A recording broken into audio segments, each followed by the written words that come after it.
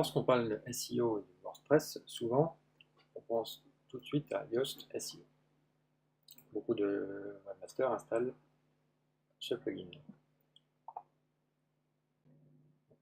Malgré son nom, Yoast SEO, ce plugin reste assez limité en matière de SEO, justement. Pourtant, si on en croit ce plugin par rapport à mon site, il dit « Beau travail, nous n'avons détecté aucun problème sérieux de référencement. Beau travail, nous n'avons rien trouvé que vous pouvez améliorer. » Alors c'est complètement faux, mon site n'est pas complètement optimisé pour le SEO. On a vu dans une autre vidéo. Est-ce que Yoast SEO sert à quelque chose? Oui, bien sûr, il sert à quelque chose. Pour moi, il sert surtout au niveau des titres et des méta que vous pouvez configurer ici. Et là, l'image anonyme. Et à quoi ça va servir? Le principal avantage, c'est que dès que vous partagez un post, par exemple, sur Facebook, ici, vous avez choisi l'image qui vous intéresse. Il ne va pas choisir une image au hasard. Et le texte qui est ici, c'est le texte que j'ai rentré ici.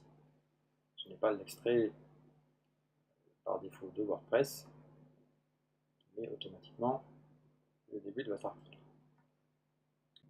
Alors, quelle est la différence entre WordPress SEO et WordPress Search Console? La principale différence, les deux différences, c'est que Yoast SEO s'occupe uniquement de votre article. Alors que WordPress Search Console, il va regarder tout ce qui se passe sur votre page, y compris les menus, la sidebar, les commentaires et le footer si vous en avez un.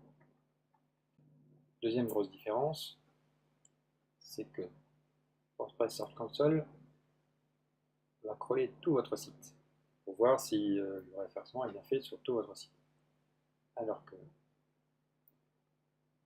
Yoast SEO va uniquement regarder votre article. Si par exemple là j'ai un site sur la Slovénie, je décide d'écrire un article sur l'Espagne, Yoast SEO va pouvoir me dire que l'article est très bon au niveau de SEO, alors que sémantiquement ça n'a rien à voir avec mon site. L'autre Search Console va pouvoir vous dire que votre article n'est pas optimisé avec les bons mots-clés par rapport à la sémantique de votre site. Alors comment fonctionnent ces deux plugins qui sont complémentaires?